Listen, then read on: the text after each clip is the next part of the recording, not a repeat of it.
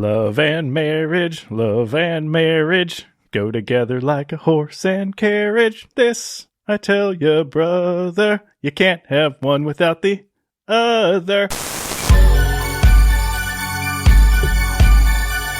Greetings and salutations, and welcome to Hacker Slash. If you're joining us again, welcome back. It's a perfect night for mystery and horror. If this is your first time listening, welcome to the party. We are a horror movie review podcast dedicated to telling you whether a movie is a hack, A total joke, a waste of time, or a slash. Totally killer, pun intended. We believe horror is for everyone, and as such are rating these movies with the perspective we've gained from our varying walks of life and the flavors of fear we fancy most. My name is Chris, I'm your friendly neighborhood slasher enthusiast. This week I'm joined by the Superfly Space Guy Mac. And now for a smoke. And the classic horror connoisseur, Sean. If I can see his blackened bones, I can sleep tonight. This week we're kicking off Pride Month by exploring Universal's first ever horror sequel, brought to the world by its openly gay director, James Whale. And if you support the show, you'll also get to hear us get into some of our favorite horror sequels of all time. This is called the B-side, kind of like when you used to flip that cassette tape and get a little extra out of the recording. 90 years ago, Universal began filming a direct continuation of a story that had already become a cultural phenomenon. The studio had been eager to keep the momentum going after the success of their adaptation of Mary Shelley's novel, going so far as to alter the original film's ending to ensure the survival of its central character. James Whale initially turned down the offer to return to the director's chair, though. But after the success of The Invisible Man, he struck a deal with the studio. One more personal project in exchange for one more monster movie. When production finally began, the film had a budget of just under $300,000, but it ran late, went over budget by more than $100,000, and endured multiple on-set injuries, including a broken hip and a broken leg between two of its stars. Despite the challenges, the film premiered in April of 1935 and went on to become one of the most profitable horror films Universal had released at the time. And in the years since, its legacy has only grown. The film follows a scientist, goaded by a former mentor, as he's pressured to create a companion for the creature he once brought to life. This week, we're talking about Bride of Frankenstein. Who's seen this one before? I mean, you don't even have to really ask, right? I've seen this movie, Bride of Frankenstein, probably almost as many times as I've seen Frankenstein itself. I feel like the Bride is among the monsters that shares some real estate on my arm, right? So obviously it's important for me. It's, Elsa, it's Boris, it's Bella. They're the top dogs in my book. And yeah, man, I've seen this movie a shit ton. This was my first time watching The Bride of Frankenstein. I think, like many folks, I'm very familiar with the existence of this character and seen her portrayed in many different ways, but I never actually watched the movie until now. Ooh, Mac. I cannot wait to hear how this goes. I've seen this movie a bunch of times, but I'll be honest, I don't know that I've ever watched it with the level of focus and appreciation that I did now. Typically, when I've seen this movie, it hasn't just been a standalone, it's been as I'm marathoning the Universal Classic Monsters. And in my mind, I feel like I made The Bride of Frankenstein to be something far larger than maybe even this movie expected to be when it was made.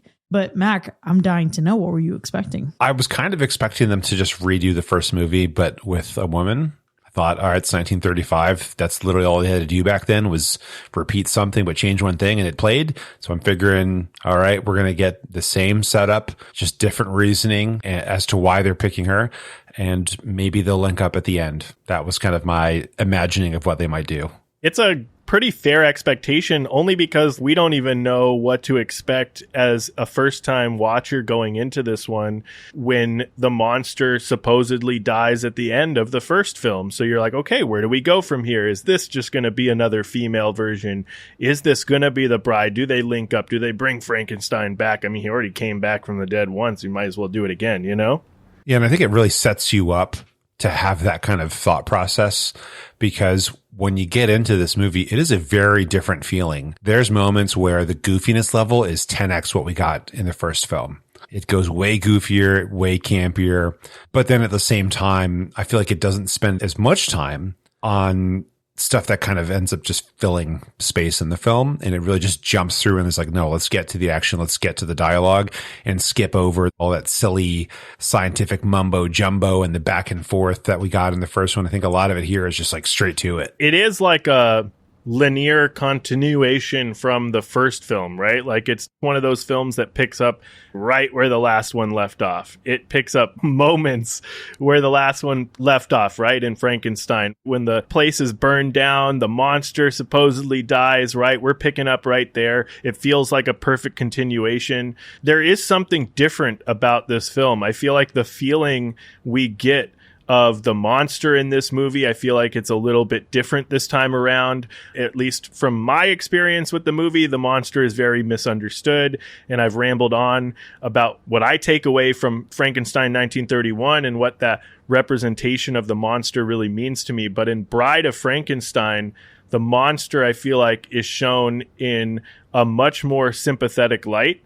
There is much more emotion shown in this movie, and you can definitely feel that. It does also have some campiness to it, intentionally or not. It has a different feel to it. It's different lights on the characters, some campiness that we may have not had before, and it feels very dramatic, very theatrical from the set design to the acting. Listen, man, that set design that you're talking about shines through so much, and there's something to be said about the way that this movie begins, right? You're talking about how it picks up moments after the first film. Yes, but there's also something else. And the way that this movie frames itself is incredible to me. And I don't know that it's something I ever actually appreciated in the previous times I've seen this.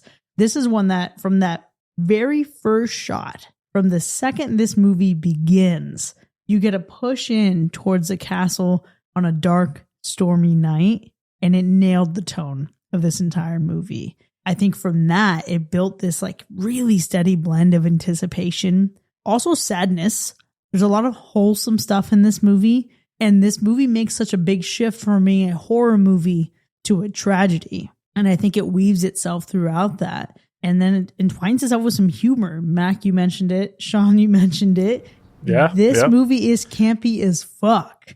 And when you look back at it retroactively and you're considering the production of this film, you're considering the ways that this film has been interpreted by society in the decades since this movie turns 90 this year, it is just wild how much this movie has in every layer of it. I found myself personally like just completely engaged. This is one where I didn't look away a single time. I was emotionally there. I was visually there. I was even intellectually there from that very beginning. Man, yeah, it is something that really like draws you in. It is, to your point, like the tone it sets with the atmosphere, the tone it sets with the set design, the use of lighting, the shots that you get, the cinematography for its time and everything. Like, it does just draw you into the film, and it does have a much different feel. Like, you get a lot of the really great like gothic spooky atmosphere in Frankenstein and movies like Dracula and all of that, but there is something about this film that just looks so damn good.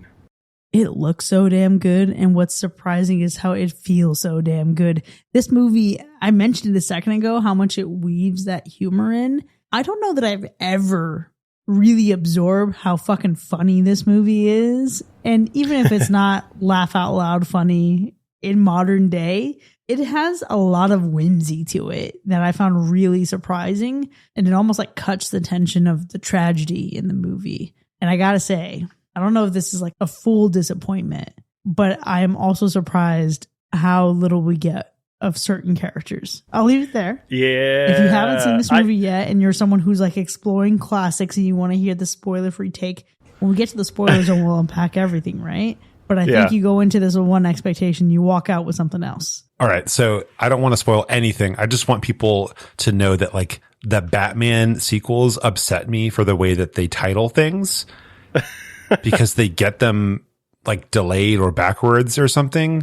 And this movie doesn't quite fall victim to that exactly, but it does fall victim to something that plagues other sequels. You really summed it up here. I was going to spoil it, Chris, so I'm glad you went first here. But Yeah, I think if you're gonna make a sequel, if you're gonna shake things up, do it from the start, shake it all up. Let's make it happen. For sure. Let me also just say, listen, if y'all gonna really fight gay marriage this hard, just look back to this decade. Like, we're fucking like resurrecting dead bodies in the sake of marriage. Come on.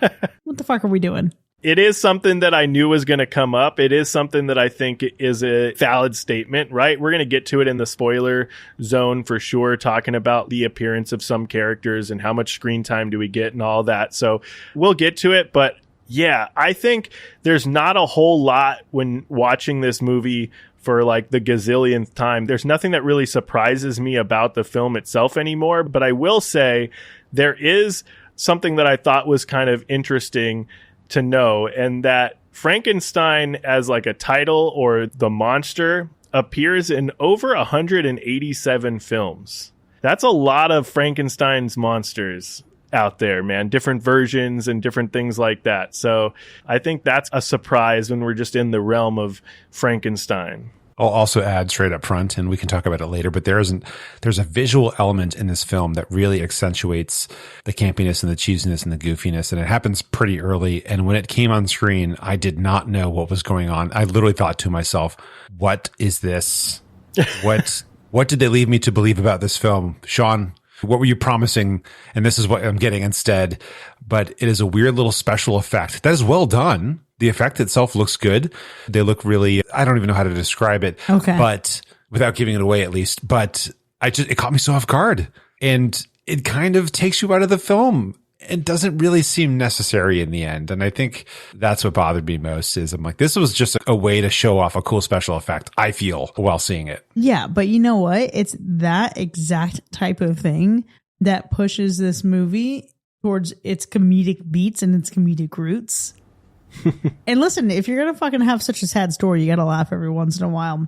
Not even that I think the action that you're referring to is funny at all, but the character behind it. Like, you rewatch this in Wilton Manors, you're going to have a lot of fucking takes on how this guy's a sassy queen. And I think, again, right, it falls into the culture. It falls into camp. Yeah, it definitely does. And I also think, like, this is an old horror film, right? It's going to rely on visuals in the movie. It's going to rely on acting in the movie. It's going to rely on the set design to really build some of the frightening aspects of this film. So yeah, it's got the campiness there. It's got some of this depth of emotion that maybe it feels a little bit stronger this time around, but the horror is there too. The horror is there. It may not be there in a traditional way that we're seeing now with all of these crazy scares, but it is building suspense, right? It has this spooky atmosphere. It has some chilling visuals. It focuses heavily, I feel like, on the grotesque and unsettling nature of the creature and its creation, right? It's where it leans in.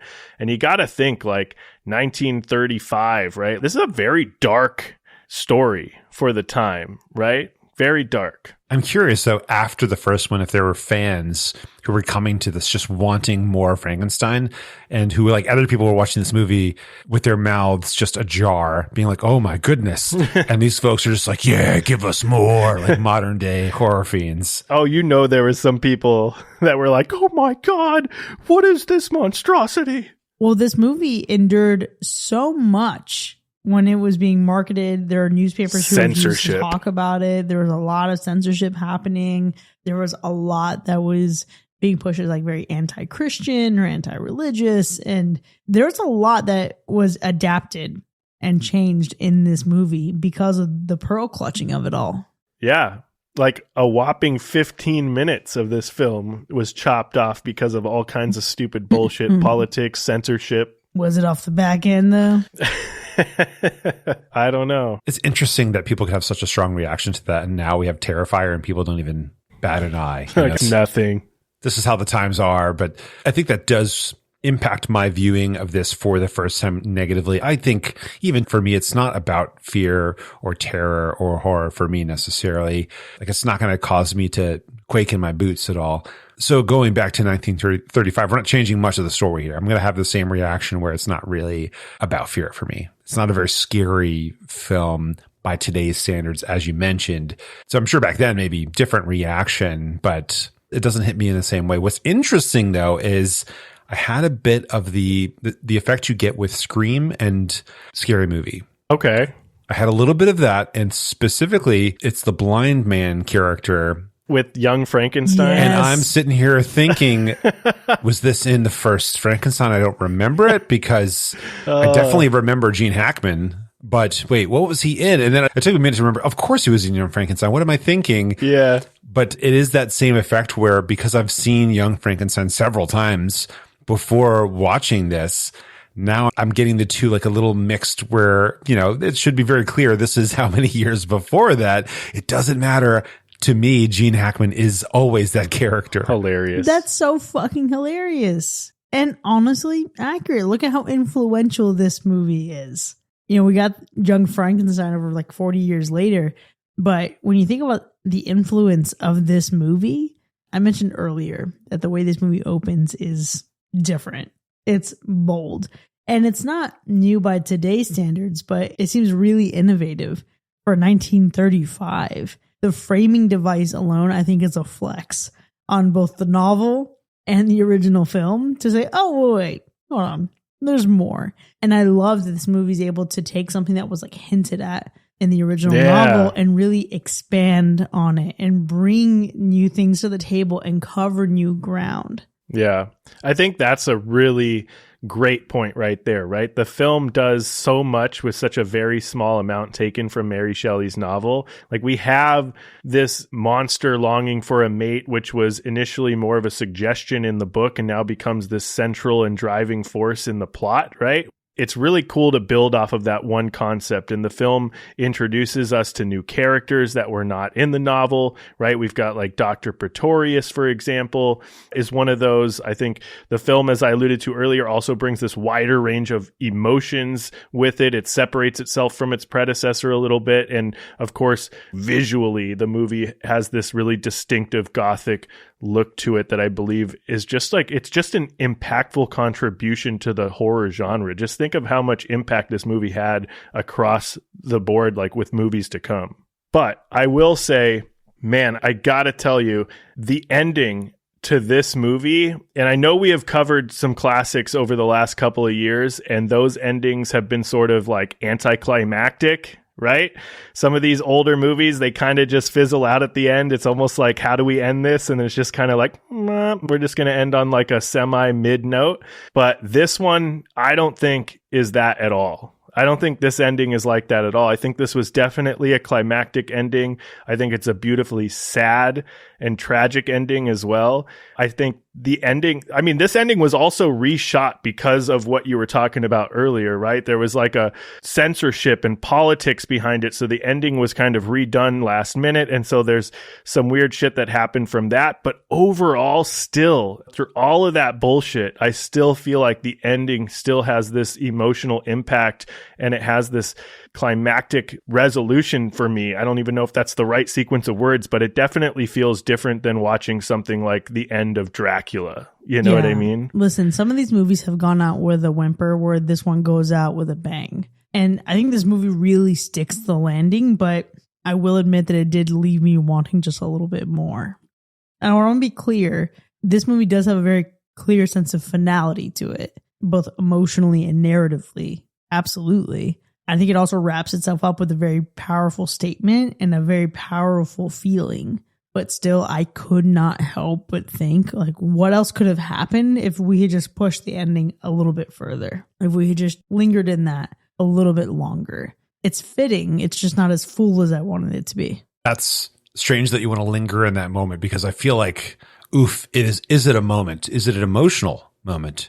Because talk about character arc. We're talking about 2 movies worth of a character. I think it's the saddest part, not from what happens to somebody externally, but what happens to them internally. I think that's the part that kind of breaks your heart by the time you make it all the way to the end here. It's strange because, you know, okay, it makes sense for Frankenstein as a concept to be tragic, but it's just not what I thought I was going to get, especially from how goofy things get and how campy they get. I thought this was going to end on a lighthearted note. And instead, the movie was like, nah, dude, feelings. Yeah, I want to be clear. Mac, especially because of what you just talked about, like the internal impact versus the external. The part where I wanted to linger was not after this big resolution, but rather in the moments before that decision is made. I wanted to explore some more. I wanted that moment to have happened earlier in the film so we could have gone on through this whole process and then really had even like a higher level of impact with the same ending. I get you. Yeah. But I mean, listen, we'll see how this translates to our ratings. But before we get there, Sean, how would you describe the gore score? Well, there really isn't a whole lot of gore when you think of modern day horror with all the blood and guts everywhere, right? So you're not going to see bodies being dismembered or any seriously graphic shots of severe bodily injury or anything like that. But think of the year, right? 1935, with all of these shots of the monster and the creation of the bride, right? Like it was truly a sight to be seen back then, probably horrific, but nonetheless, this one is still landing in extremely low to no gore score territory. And what about the Animal Report? I think it's all good in the hood here. Let's go ahead and get into our ratings.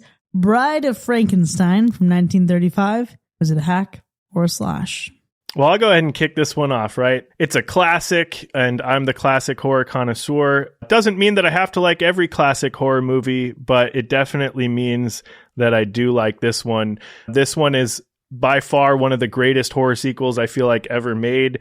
From the storytelling to the acting, from the set design to the score, I think everything about this movie screams greatness. I think this film doesn't just deliver a great film visually. I think when you take a deeper look at this film, this movie really explores the very nature of humanity and monstrosity. And I feel like it makes you question what really makes someone a monster, right? Is it the appearance? Is it the behavior? Or is it how society treats them, right? But the actions of the humans, the cruelty suggests that monstrosity is more a matter of like action than form or physical appearance. And I think this film is just, it's more than that. It also dives deep into the emotions of the monster and its isolation and the loneliness, which makes this movie feel even more different than before. I think, Chris, you mentioned it, religious notes in the film as well, adding another layer to this already complex film. And as a lifelong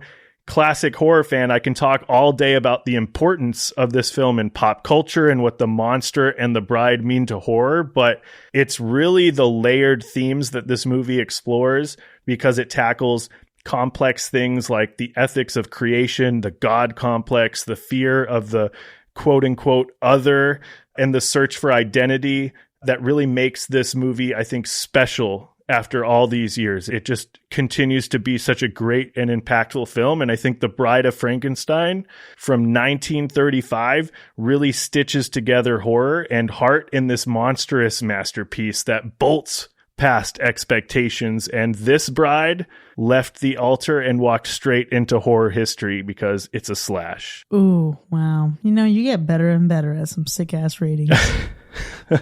Listen, there's a reason this movie has such a long-standing reputation as one of the greatest sequels of all time. It didn't accidentally arrive at this place. And while the original film took some liberties with the original work, like this story, the expansion of something that was only teased in the original novel, that was such a stroke of brilliance in considering how to progress the story. And it's a beautiful continuation and escalation of that monster story.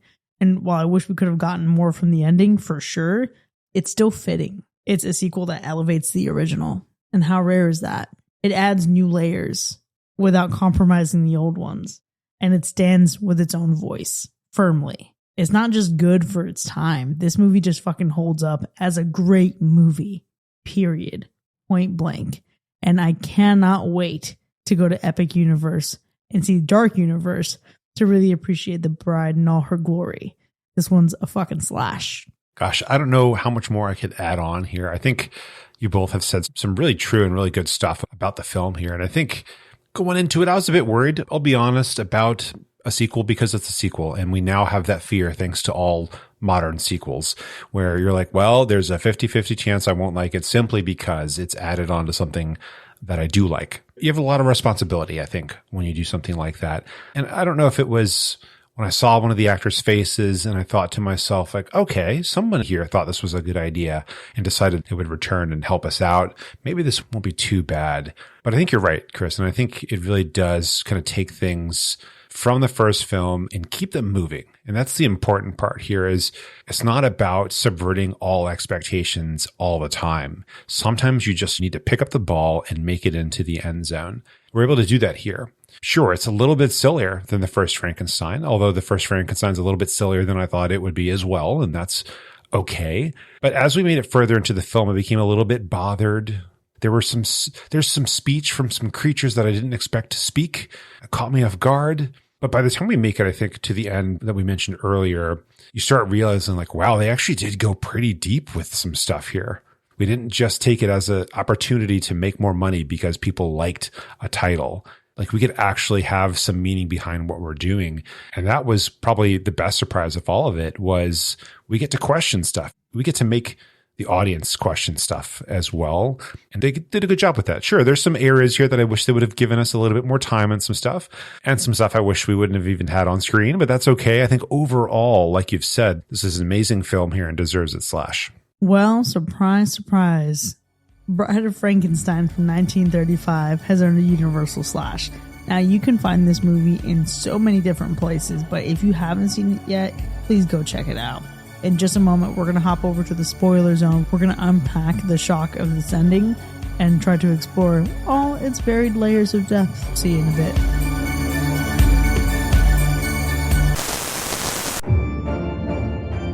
This episode of Hacker Slash is proudly brought to you by Monster Matchmaker, because even stitched together creatures need someone to spark a connection.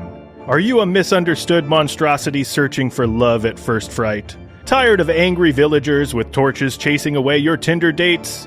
The answer is here, folks! With Monster Matchmaker, the premier dating service for the lonely, the grotesque, and the genetically reassembled. So whether you're a reanimated corpse with a heart of gold or lightning-powered lady with hair as iconic as your trauma, our patented shock and awe algorithm ensures that you're paired with the perfect partner. No angry mobs required. Sign up today using promo code IT'SALIVE to get your first month free, and we'll throw in a complimentary pitchfork-proof dating profile photo. Monster Matchmaker, because somewhere out there, there's someone who loves you for your parts.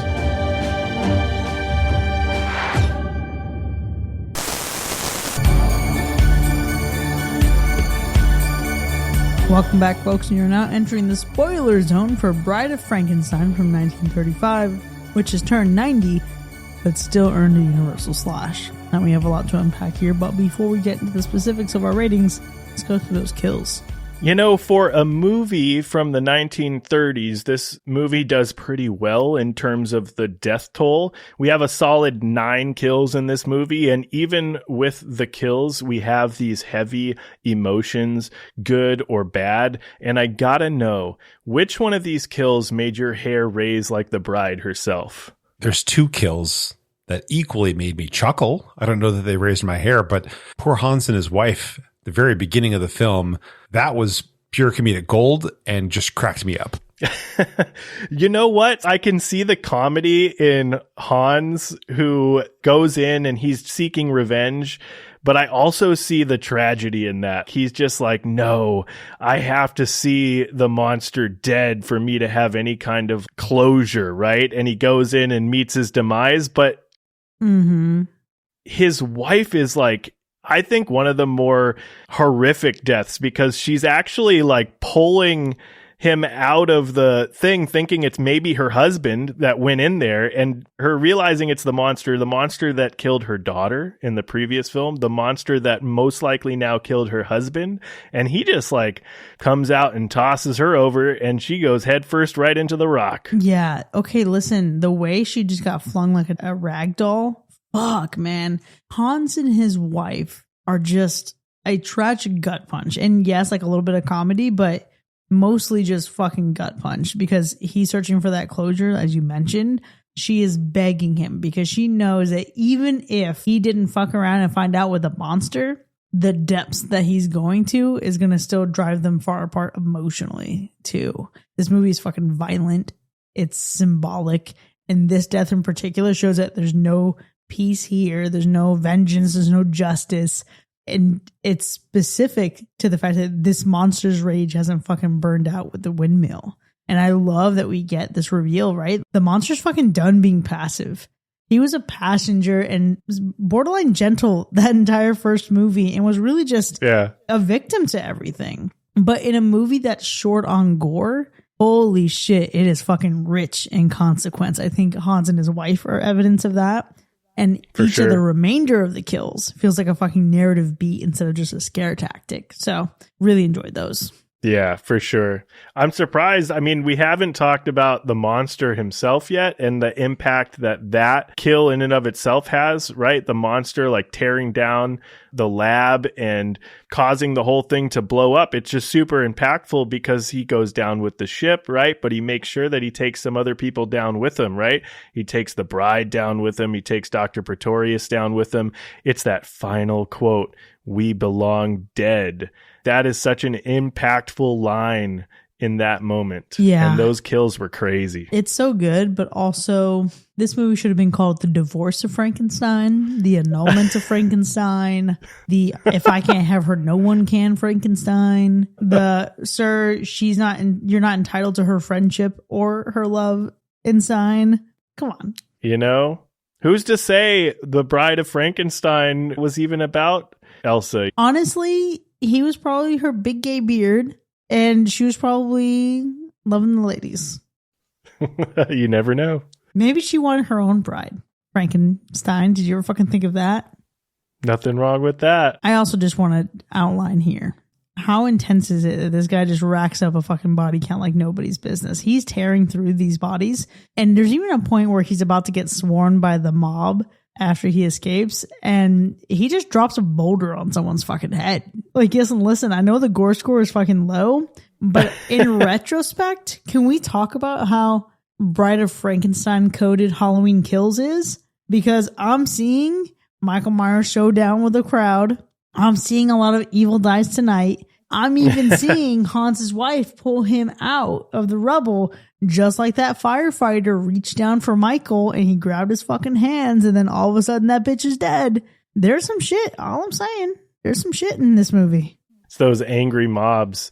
Man, you also have Carl getting tossed from the tower. Carl was Dwight Fry, who was Fritz in the first one. And this dude found a way to die in both films by the hand of the monster. Evil dies again tonight. Tragic for Carl. I do love that it shows the strength of Frankenstein in this movie, where he is just literally, yeeting people off without any, he doesn't have to use any of his muscles, honestly. He's not flexing one bit. He just goes like, you're off of this. You're smooshed with a boulder. Honestly, you just tripped and fell, and so that's your own fault. But like everyone else, he's like, I don't even have to try. I'm just going to flip the switch. It's all game over, son. Yeah. He's like, oh, you peasants. What? This is crazy. But man, Sean, you're talking about the deaths of the monster and the bride and Dr. Pretorius. I just really want to fucking go out on a limb here and hope that we all agree that the set design in this movie is spectacular. Because holy shit. Specifically the moment when they raise the bride's body up into the storm.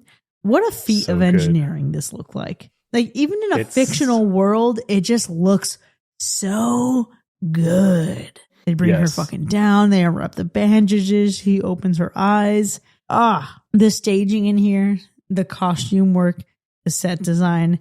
This movie looks like you want to fucking just reach in and touch it and live in it. Yeah, for sure. And I absolutely love that this movie was filmed 100% entirely on set, right? Like, there's no location shooting. They built everything that you love in this movie.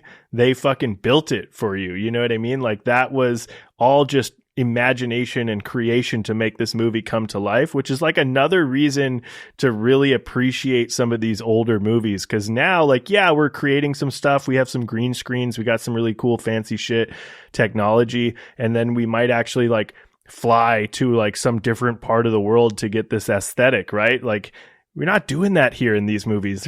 We don't have that kind of money to be flying around the world doing that kind of shit back then, right? Like, we're going to build this out of like fucking drywall and 2x4s and shit like that. You know what I mean? So you got to appreciate that the movie was shot 100% entirely on set to create some of the set design that you're talking about there.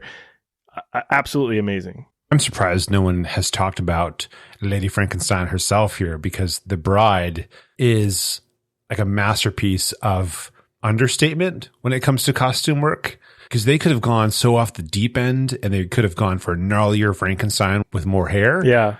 But they didn't have to, but it also works for the character's like origin and everything. So it all adds up. I'm looking at a photograph that's like a colorized version of her just kind of staring off into the distance, the very intense look. And I'm like, okay, you take the stripe out of her hair and maybe hide the stitches, you wouldn't be able to tell. It would just look like another movie from the early 20th century. All we need is a little bit of scars, a little bit of hair change, because it's a traumatic thing to come to life. Yeah. And that's it. Like, go simple and don't overdo it. And it's so effective here. I love the look of The Bride. I mean, Frankenstein himself, like, he's fine, you know? We get what we need for Frankenstein. Good job. Keep it going. Don't change a thing. But you're going to introduce something that's a little bit different here. And the rest of the movie feels very understated. You have these like lab gowns. We're not doing anything crazy with a lab gown. It's plain. It's boring. It doesn't matter. It works. Frankenstein, like I mentioned, he's fine, but he's just wearing like all black. He's very Manhattan. I'm here for it. Cool. And so when we get to her, she's got this light colored dress that stands out from everything else, which is like gray and black. And it's stark and it's lovely. And it's a great little touch because it's not boring. And she is different. 3 hours later, when we finally get to see her, she is different from everything else so far. Maybe the lab coats, maybe the lab gowns, maybe those are the closest thing we get with how flowy they can be. But no, she is just, I don't even know, what word would you use to describe her appearance on screen? Electric. I would describe it in 3 words. Bride for Jesus. Can I break the severity and the gravity of her appearance in this moment? Yeah, let's hear it. Have you ever considered her hair? And not just how fucking cool it looks, because obviously she's a gorgeous, gorgeous girl. But remember that she had bandages on. They're going to take the bandages off. I guarantee you that didn't Marge Simpson that shit and it just shot straight up. These men dressed her and then teased out her hair. They had to put effort in. She didn't do it herself. We needed to see that real slow-mo unraveling. Yeah, did they tease that out, or did that hair just pop out of that bandage as soon as they unraveled Guarantee you don't get that kind of volume in 1935 without teasing it out. Like, maybe the static was there, I'm sure, but for sure they fucking slicked it back a bit. Yeah. I mean, the hair is an interesting topic for The Bride, too, and much inspired from Nefertiti, right? From Egypt, the queen princess from Egypt. Oh, yeah. That headdress that Nefertiti used to wear, right? Where you have in those pictures or whatever. So that was an inspiration, and they had to like use like a wire cage to hold that hair up or to put that headpiece on her for that visual, which is really cool. But, it is a sleeper. If you look closely, though, yes, as iconic as the look for The Bride is in the movie, they did have some different touches for the look of Frankenstein's monster, because you could actually see in the beginning some of his hair is singed off from the fire. They did make some extra bodily injuries from the fire and the rubble and stuff. So they were intentional about changing that a little bit. And there is some crazy lore that's floating around out there that the monster can regenerate, because as the film progresses, it looks like some of those wounds start to heal and his hair starts to grow back a little bit. So that could either be a fuck up in the makeup, or that could be like an added piece of the lore that they don't really explore. It's giving intentional. It's giving they made the decision to let the wounds heal over time. Yeah. So there is a lot of great work and intentional work that went into the look of both of these characters. But I also want to highlight the score, or the musical soundtrack for this movie, because that was absolutely a banger as well. Like, it just works so well with the movie, so popular that it was used in other movies like Flash Gordon, Buck Rogers, and I think it also was nominated for an Academy Award back then for Best Sound Recording at the only, I think, Universal monster movie that got nominated for any kind of Academy Award, which is cool. Didn't win. Would like to see a win there, but it definitely was nominated. Yeah, that score really fucking slapped. Again, when we see the bride in all her glory, and then all of a sudden you hear church bells ringing. Yeah. Once again, a little bride for Jesus. And really, the reveal of the bride was one of my favorite scenes. I have more to say about it later, but I really want to dig in here to a very different vibe. And that was the hermit and the monster. Because it's bizarre. So good. It's campy. It's genuinely moving. That hermit sure as hell fucking U-hauled with the monster. He said, I know I met you 5 seconds ago, but God has answered my prayers. I'm so glad we're going to be forever together. Here, have my soup and have my bread, have my broth. That poor dude was lonely, man. He wanted a friend. And it really was sweet. I really do love it. But also, this odd connection that they have is super sincere, and I really love that. I love that we get him teaching him words like friend and good. I love that they share a meal and they even fucking smoke a doobie together. It's the closest that this monster comes to peace, and I think that's really, really special. I think it's like actually one of the most human moments of the entire movie. Except the entire time, all I could think of was see no evil, hear no evil. Just again, 50 years before they made it. That's all I could think of was a future film. Hilarious. That's hilarious. I feel like it did bring this emotion. This is one of the more impactful scenes that brings that emotional depth for sure, because it is like this, there is some campiness to it. There is a little bit of silliness to it, but there is this like sadness to it. Like, you know, it's on both parts, like that old hermit, like I said, kind of lonely, wanting a friend, right? The monster is also like, at this point, like just not sure of anything, right? Like really skittish, really scared, doesn't know who to trust, right? And eventually builds this relationship. Yes, really fast, but they build this relationship of trust, right? He's teaching the monster, right? The monster is kind of like learning different things to enjoy. They kind of dabble with like the test of fire, because obviously fire is a big trigger for the monster, right? He's had a lot of fire trauma not that long ago. And so it's just a really rare moment of compassion and humanity, which proves that there is this potential for the monster to have kindness. So it's very interesting what they choose to portray in the film, right? Because as you said, Chris, like the monster is pretty violent in this one, right? Like he is attacking people. Like there is that element to him, but there is also this element to him and this like innocence to him of just like learning things for the first time and building trust and having that emotional depth. So it's one of the most, I think, impactful scenes in the movie. You got to freaking puff pass with the dude, you know? Yeah. He's going to form a bond. Yeah, absolutely. I think my favorite scene, though, goes to someone with whom he did not form a bond, and that is his supposed bride, because when she turns around and looks at this dude and just screams, I knew this movie was for real. I knew they didn't just want to make $1. They wanted to make something good. Was not expecting that at all. I thought it was going to play out to be really boring, and she was just going to like walk over to him and they would go like, you know, married, and then dun, dun, dun, dun, dun, dun, dun, the movie's done. But instead, we don't get that happy ever after. She just screams at him and is like, nah, dude, this is not going to happen the way that y'all think this is going to happen. Loved it so much. Her introduction and subsequent, of course, destruction. But yeah, I think that was just, you know, again, you don't have to subvert expectations all the time, but this was a good time to do it right here. Oh my gosh. Okay. I'm thinking back on this because I think it's just such a great example of how incredible the characters are. But the fact that every fiber of this movie leading up to that point helped the monster find his voice. He's more articulate. He's more emotional, which makes him more tragic. He's trying to understand the world. Sean, you mentioned that, because he's also trying to make sense of the pain that he feels. And he has this desire for connection. And then the subsequent pain of rejection that makes him very deeply human and flawed, even as he's cast as the villain. He's brutal, but then there's empathy behind his actions. And there's also a great deal of sympathy and alignment. You're like, fuck, man, maybe I would throw a boulder on this asshole too.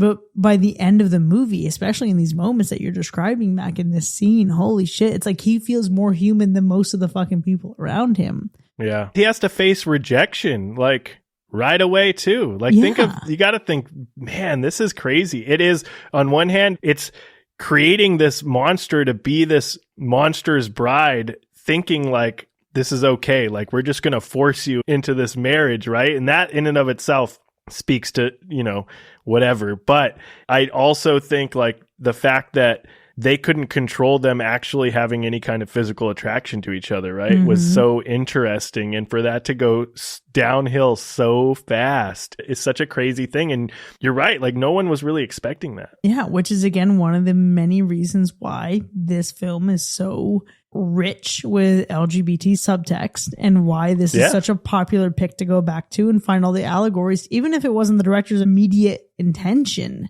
Frankenstein learning and then fucking yearning, but then ultimately being betrayed, not even just by the villains, but by hope. He is betrayed by hope. And that is what makes this fucking pain so raw. She hate me like others. Like, you fucking feel it.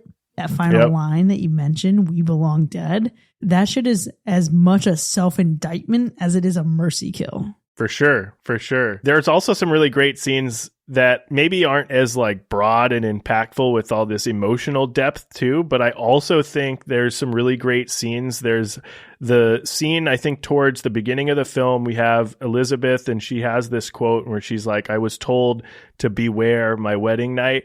It's such a great scene because it's a direct reference to the novel where the monster warns Frankenstein to beware his wedding night. So that's a great callback to the novel. Really subtle, short scene, but really cool. And I want to highlight another scene because I think you'll have to go back and like really look at the scene in a different way.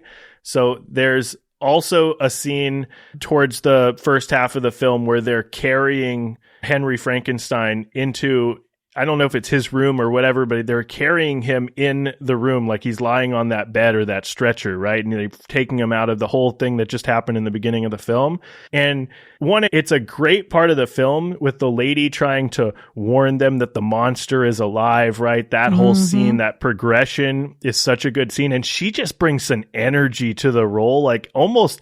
Man, I was like she was kind of scaring me, like the way she was bringing that emotion. I'm like, are you okay? Because you're kind of scaring me, man, right? I don't know. But it was a great buildup. But then as they're carrying Henry Frankenstein's body into that room, there's this moment where they're bringing him in and you can see this huge shadow of what looks to be this monster looming over him on the wall, which looks really fucking cool. Again, I don't know if that was an intentional thing that the film did, but if you go back and watch that scene and you look up at the wall, it looks like a huge shadowy silhouette of a monster with like bolts sticking out of the neck and everything and just looking down over the body, which is it's a really cool visual. Fuck, that's so good. Now I'm dying to go back and rewatch it. Yeah, it's super, super cool. There's some fun stuff in here too. Like if you remember the scene where miniatures in the glass jars or whatever. For sure.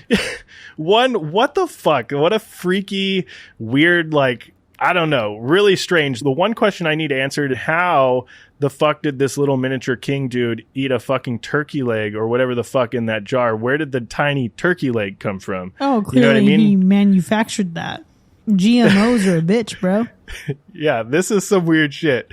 Where did it come from? We don't know. The whole scene was ridiculous, but there is a fun fact in there that tiny little mermaid in this scene was actually Josephine McKim, who was an Olympic gold medalist in the 1928 Olympics for the 400-meter freestyle relay. So that's pretty cool, too. Wow. In a movie where people drown, we have an Olympic gold. Yeah.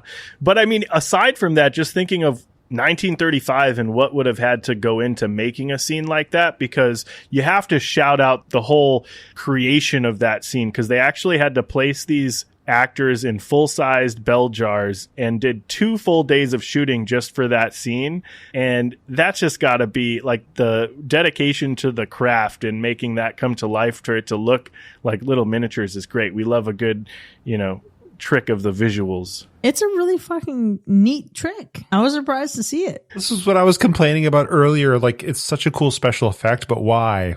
But why? Okay, this is the what you were talking But about? why? Yeah. Yes, this is the one right here. Like, when I saw this, I literally thought this movie has jumped the shark already. It is one of the sillier tones, right? Like this miniature collection of people. It just seems a little out of place and a little silly to bring in this other like doctor dude who's like, I have created my own life, but they're little miniatures and I've grown them.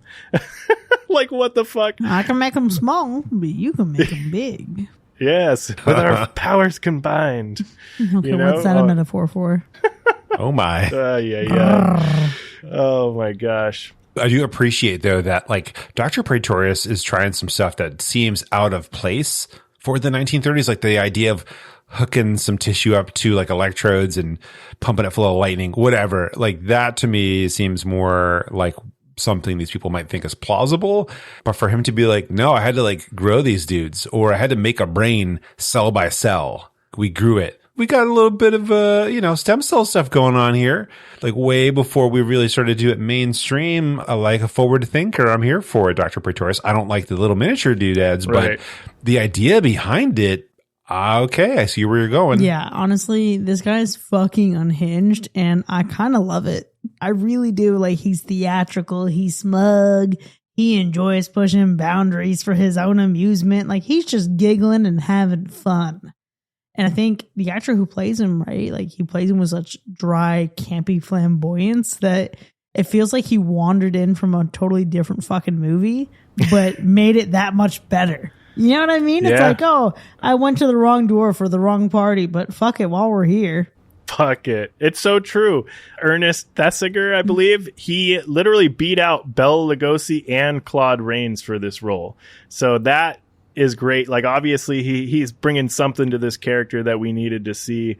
And yeah, this guy is a great actor. He's done some really great classics that I would highly recommend. The Old Dark House from 1932 is a great classic to add to the list. The Ghoul from 1933. Both of these movies featuring Boris Karloff as well. But Ernest Thesiger, he's a classic horror heavyweight. He's a classic horror heavyweight. Also, a fellow gay friend of the director James Whale. There you go. It was a very intentional casting, and he chose to rely on his friend to embody this more fucking decadent, corrupted version of science, which, I love it. It was just such a brilliant fucking casting move, and I think it made the movie that much better. Like, if there was any kind of chump playing this role, he would have really dragged the whole thing down.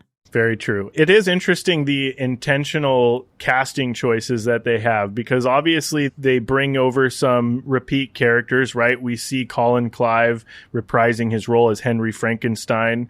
And Colin Clive, from what I understand, was a pretty bad alcoholic. And so they wanted to keep him in the role, supposedly, because they liked the hysterical quality of his demeanor when acting as Henry Frankenstein in the film. So they were kind of like, hey, man, this guy might be a raging alcoholic, but that quality might be adding to the character. Well, now I'm wondering, was his broken leg because of his raging alcoholism? Listen, you never know. Yeah. Okay, but I can appreciate legitimately that his character is, I mean, in this movie, right, he's a man caught in the aftermath of his own God complex. Let's like take that in for a second. Yeah. But what's great about this is that while he wants out, the whole fucking world, and Praetorius specifically, will not let him go. And there's something tragic about that. And it's also tragic that he quickly slips back into his old role once the work begins again, because it's giving the one last job trope decades before it became the fucking standard.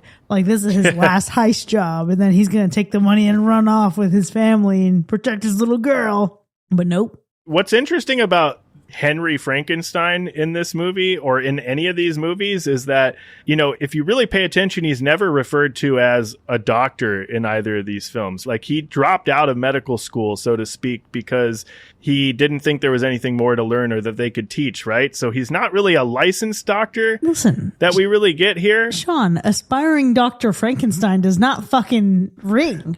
He doesn't need any certification to be a real doctor. Promises I'm a doctor, Frankenstein.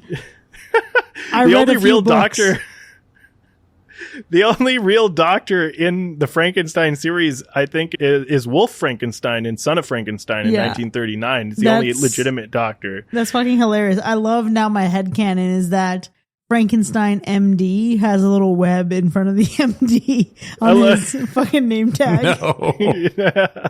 Yeah, man. Oh, but a weird fact and kind of sad is Colin Clive, I think he died from tuberculosis like a couple years after this movie was made, which is super tragic. But what's even worse than that is his cremated remains were actually left unclaimed in the basement of a Los Angeles funeral parlor until 1978, when someone finally scattered his ashes at sea. At sea? Not even in Hollywood? Nah, maybe that was what he wanted. Maybe it's a distant bloodline family member that was like, this is what he would have wanted. I've never met him, but... Bless him. I've spread too many ashes at sea. Can't catch me doing that again. But, bro, if I ever fucking starred in an iconic horror franchise... like Frankenstein. Like, this man is in a fucking killer lab 2 movies in a row. You better believe I want my ashes all over that fucking set. Reanimate my ass. Yeah. Man.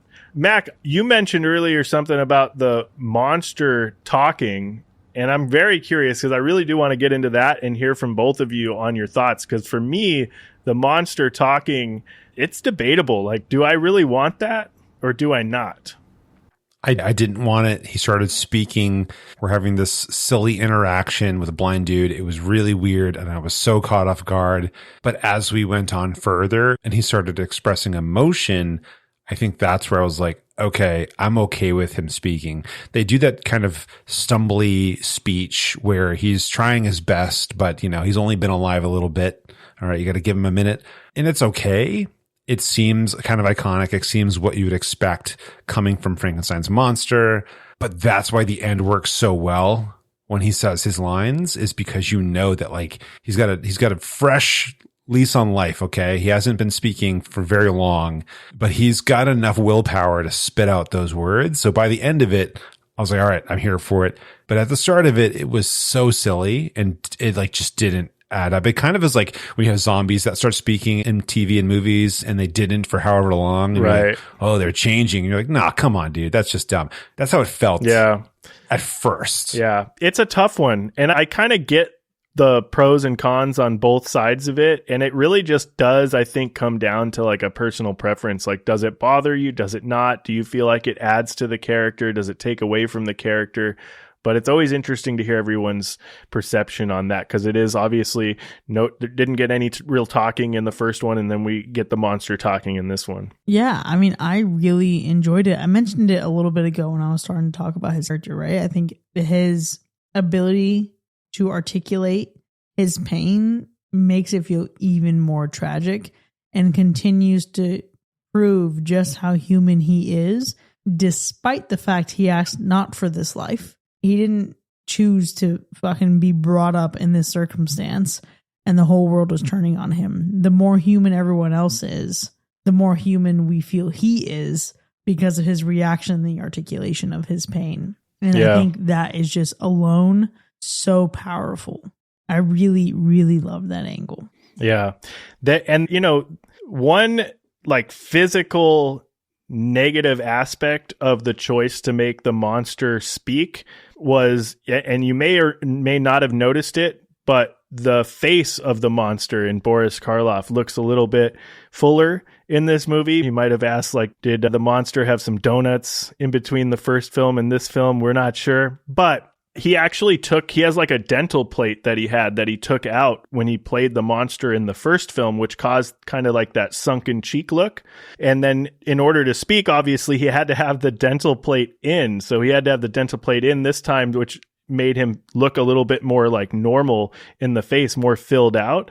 And so it did impact the look of the monster a little bit. And I don't think it's like the most like egregious thing, but it does, you know, it does impact in some ways. Listen, man, if his vibe is changing enough for his wounds to heal, he now knows what bread is. He literally does know what bread is. Eating entire loaves of bread. Who are we to say exactly how much time has passed in this movie? Good for him. For him. If I was tearing up the countryside trying to find a friend and I stumbled into a little shack and we had Panera bread bowls...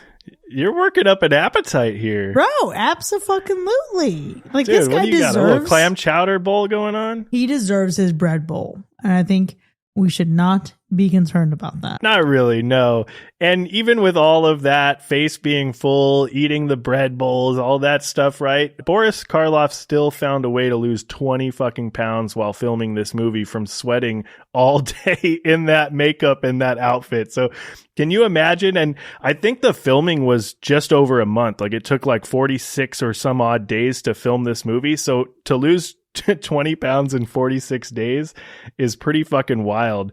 And that's just a lot, man, to deal with. And, you know, we've talked about it in the first one, like his makeup taking a while. I think his makeup in this one took somewhere around 5 hours. The bride's, I think, took somewhere around 3 hours. So this is a lot of time invested in the looks. But man, can you imagine sweating so much that you're losing 20 pounds in just over a month? You've heard of the Atkins diet. You've heard of the South Beach diet. But you haven't heard of the Karloff diet, which is just be Frankenstein for 40 days. Yeah, literally just put on the whole get up and just walk around in that for a month. You're good. You're going to look great. You're going to like the way you look. We guarantee it.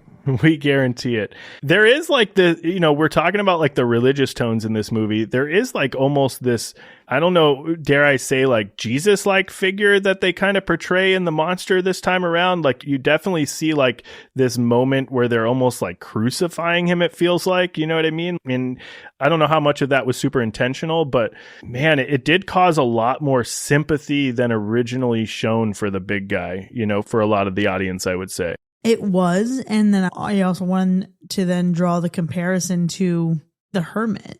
This is a hermit who prays, who clearly has his ideological beliefs, and the monster, while initially scared of him, is completely welcomed and loved by him. And I love actually that this component of the movie, while yes, okay, we transition from different perspectives, right? And a few moments ago, it looked like they were about to crucify the monster. And in the next, he is someone who opposes very Christian-like imagery. But within that, this representation is, no, there's unconditional love and a sense of belonging and welcoming. It matters not to me what you look like or who you are. It matters to me that you are a friend. But man, 5 minutes?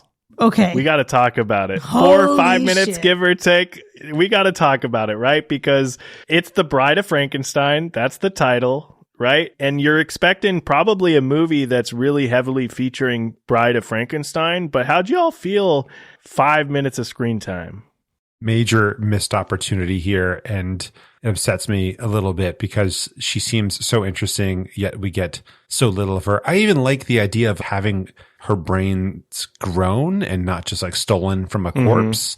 That part's really interesting. It reminds me of those, they have computers right now that they're using human brain tissue as part of, and that is like so weird and sick and grotesque, but interesting. Apparently our brain cells work very well for that. Who to thunk it? So yeah, like I like the origin story for her. Like Dr. Pretorius as a character is very unique, but the idea of like, no, I'm starting fresh with the good stuff.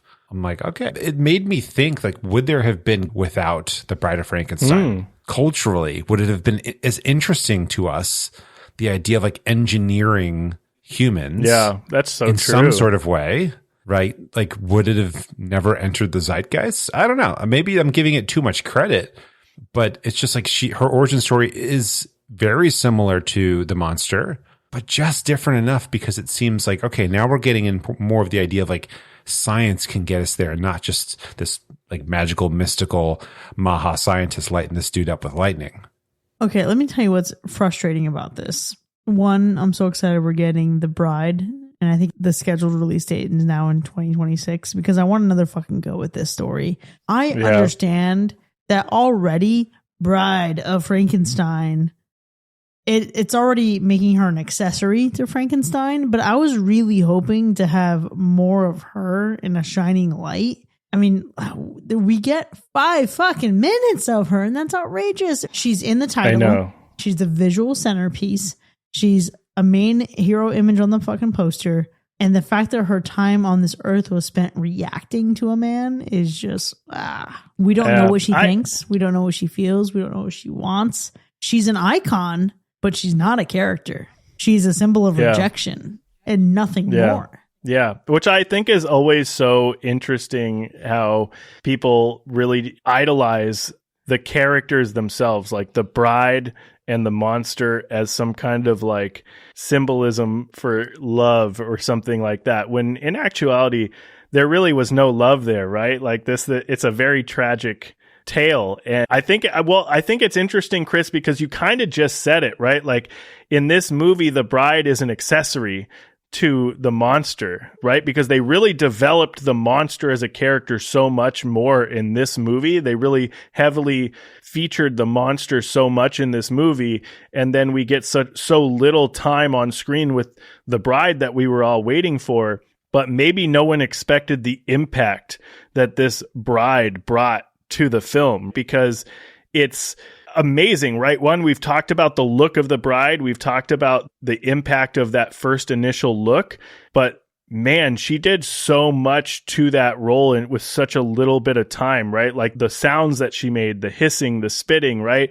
Even those little things, I think, inspired by like some fucking swans from London, right? Like she literally ran into some fucking angry fucking swans at some park in London, Regent's Park or something like that, if I remember correctly, and just channeled angry swans for her character as the bride and made this huge impact that has impacted pop culture for 5 minutes of runtime. We're talking about a character, right, that really isn't in another movie. Like she's in the remake 1994 Frankenstein. We have Hotel Transylvania, things like that, but not like a real like feature film. She didn't get to come back as the bride, right? So it's going to be really interesting to see what this new Bride movie brings us with this new reimagining of the tale, but so impactful with such a little amount of time. Yeah, it's just, okay, let me tell you what that sounds like when people talk about like, oh, these are the pairing. It's like when people are obsessed with fucking Harley Quinn and the Joker. Bro, do you even know what their relationship is? Like, I'm sorry. Okay, I've had my eye on a set of throw pillows that are Frankenstein and Bride of Frankenstein for my couch. But it's like, why do I want that in my house? I'm familiar enough with rejection. No thanks. I don't need this. But the other side of this, right? This is one of the, I think, Universal's biggest missed opportunities. It is really hard for me to not imagine the version of this movie where she gets to live just a little bit longer, or where she's given the same emotional depth as the monster. Instead, this is another instance of a woman being brought into or taken out by a man who couldn't have her. I mean, it's fitting, I guess. That's just the fucking reality of it. I just wish we had more from such a compelling character. I feel you. It would be, one, interesting if we did get that, but two, it'll be interesting to see if we do get that in this new Bride that's coming out. But yeah, it's just really tough. But I think also kind of genius, like the marketing of the film. They're advertising this movie, The Bride of Frankenstein, but they're not telling you who the bride is. They're not showing you a picture of the bride. They don't show anything, right? Like you don't know who the bride is. And first, not seeing her credited for the role in the intro title credits, okay, I kind of see where you're going with that, right? Like, we don't need, I mean, I guess you couldn't really look things up back in the day and be like, oh, I'm going to Google this name and see what this person looks like. But you might know the actor if you put the actor's name up there and you see, you know, Elsa's name up there and you're like, okay, yeah, that's the actor. Okay, I can kind of get a visual of like what this monster is going to look like. But maybe, I don't know if that was intentional or not. But then you get to the end of the film and we get the credits again, and that's cool. But again, she's just got a question mark, not credited for the role, only credited for the secondary role she played in the beginning of the film, right? That part is fucked up, man. Like, at least give her the credit for the role. This is a man's world. It's fucked up. It's interesting that you bring up DC, Chris, because who was introduced in Batman Forever? Robin. Oh, yes. Who was introduced in Batman and Robin then? Oh, Batgirl. Y'all don't know how to name a movie, That's apparently, so true. Because you got these things backwards. And this is kind of what that felt like almost, where it was like, I thought this was called The Bride of Frankenstein, not Frankenstein 2. Yeah. Okay, because I feel like we're getting Frankenstein 2. What it should have been called was That's What You Missed on Frankenstein, because Mary Shelley really fucking did that. Hey, they did do it previously on Frankenstein. I was actually going to ask you what you felt about that one. Oh, I actually enjoyed it. Like, it was silly. It was very much like, okay, if you didn't hear all the wild shit about this movie and you hadn't seen it, but you're here because of all the press, here it is. This is what you missed. Here's the highlights. Yeah, let's Highlight have this reel. weird fucking throuple energy with Mary Shelley, her husband, and their friend Byron. And let's just recap the entirety of the first movie and then allow her to fucking expand her story. I enjoyed it. Last time on Dragon Ball Z. It's exactly what I thought about watching this one again. I was like, oh man, the highlight reel, the previously on Frankenstein, and then diving right into the story. I'll never not think about Glee with that. And that's what you missed on Glee. But, you know, thinking about the previously on Frankenstein, I did think it was cool to see the actress that plays the little girl that dies in the original Frankenstein. She makes her appearance in this one. She pops up in the scene where she's helping lead like a bunch of school kids away from the monster.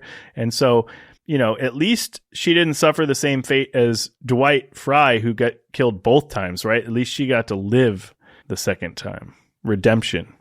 You know, they had a chance to do something really fucking hilarious after the outrage from the previous movie. Let's bring her back. Fuck it, let's kill her again. But, you know, all that to say, I do have to say probably the worst part of this movie for me, and I'll go back to it. Chris, you loved it, but I think the monster talking in this one, I see good and bad. And so if I have to pick something out of this brilliant sequel, it's probably just going to be maybe that one aspect. I just never really truly liked it. It's never really grown on me that much. Like, obviously, it doesn't ruin the movie by any means. So I don't want to harp on this subject and be like, this is the worst thing and it just ruined the whole character for me, because it really doesn't.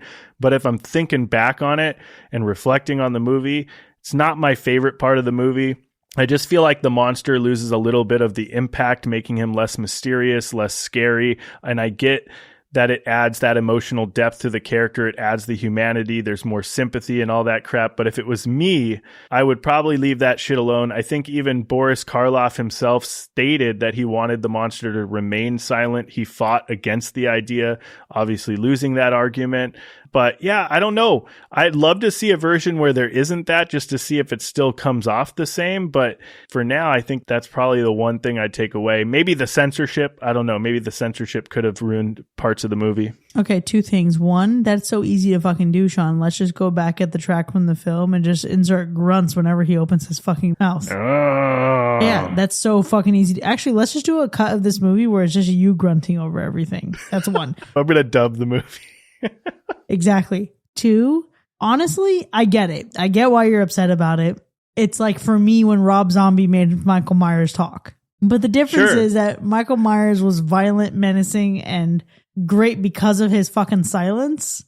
Whereas Frankenstein was like just like groaning and shit. You know what I mean? Like I feel like the fact that I feel sympathy and heart and emotions for Frankenstein's monster makes me think like, oh, okay, yeah, I want to know what's going on in his head, that little cutie. But Michael Myers, fuck that. Shut up, Michael. Well, I've already said what I think was the worst part of this movie, and that is the hold me closer, tiny dancer part with the little miniature human beings. And although it was very cool to look at, it was completely out of place and takes you definitely out of the feeling of the rest of this movie for like a solid minute and making you judge, am I going to like anything afterwards? It was not the best move in my opinion. Although, it, like I said, it did look cool. Yeah, I hear that. It's peculiar. And honestly, it's a small world after all. It was a real big missed opportunity too. But quite frankly, even apart from how infuriated I am that The Bride only gets like 5 to 10 minutes tops, this movie is still absolutely rewatchable. And it's honestly rewatchable for even different reasons every time, right? On the one hand, it's technically impressive. On the other hand, it's funny, intentional or not. And it feels campier the more you watch it. But even beyond that, it's surprisingly emotional. We had that monster journey being super touching, the loneliness and rejection still resonating. This feels like a movie that rewards you with multiple viewings. And I caught myself throughout it thinking about modern sequels, even movies totally unrelated to it, right? I talked about how Frankenstein coded Halloween Kills. I thought about cinematic universes and how ahead of its time this was, right? This honestly is going to be rewatched in a Universal Monsters marathon for me. A, before we see it in 2026 when we see The Bride. There you go. But also B, before Universal's Epic Universe opens. Oh man. Love and marriage go together like a horse and carriage. This, I tell you, brother, you can't have one without the other. This, I feel like, is and remains to be like literally one of the best horror sequels of all time, but it wouldn't exist without Frankenstein from 1931. So I usually love to watch these movies back to back when I can, because I think it's just a great back to back watch. It's a great double feature. So I'm definitely going to be watching this one again soon, and it's probably going to be back to back. Okay, Star Trek detour for just a moment. So just forewarning, but I was watching an episode of Star Trek Voyager. It's called Memorial. And in that episode, Tom Paris, who is seeing at the time Lana Torres, she's half Klingon, by the way. Anyway, he just gets back from a long trip and she was like, yo, what's up, boo? I've missed you. Look what I did for you, by the way, because I've missed you so much. She like 3D printed him. You know, she got the little computery doodad to make him up a vintage 20th century television. And they fire that thing up. She made him a clicker, even though she knows it's not time accurate for when this TV was made. She's like, I just thought it would be a cool little artistic touch. They fire it up. They start watching TV. And what kind of TV they get? They get cartoons. They get black and white. It's all this. And I'm sure it had to do with trademarks and copyrights and all that kind of stuff. But even in the 90s, they respected that like classic TV and film would probably stick around for quite a while, even hundreds of years, and be enjoyed by other people here. And he's addicted, by the way. He stays up all night watching it. But I'm here with him in this because I feel like if you were able to get yourself set up with a nice little home theater setup, or perhaps a projector on the backyard with a little screen, or if you were to find like a vintage early 20th century television, you somehow were able to play movies onto it, this should be on that TV. This should be on that projector. This should be in that home theater, along, like you've said, Sean, with the first film. I think there's a couple others we could lump into that, but there's just something about watching it. Chris, you've talked about the visuals of the movie that deserves a rewatch with the right medium, with the right interface to really get into it, where you can respect it with its artwork. Wow. There you have it, folks. There's been a lot of respect paid to this movie tonight, even if this movie was a disrespect to the Bride of Frankenstein herself. But for now, there you have it. Bride of Frankenstein 1935, celebrating its 90th anniversary, has earned a Universal Slash. Now, we've certainly had a robust discussion here, but the conversation doesn't end here by any means, because there's a lot of depth and room for allegories and interpretations that we didn't even begin to scratch the surface on. Oh yeah, there is so much more life after death, and if you want to find out how you can go further than the life of this episode, consider supporting our show. You can go to patreon.com/hackerslash and enjoy even more of the show, including bonus content with early access, extended episodes with our B-sides, movie nominations, and live shows. If you think our brains were grown in a lab to be your new best friends, well, 1, you're right. But 2, leave us a 5-star review wherever you get your podcasts. This helps us continue to deliver great content for all your horror fiends out there. We'll see you next time, folks. And remember, an audience needs something stronger than a pretty little love story. How beautifully dramatic.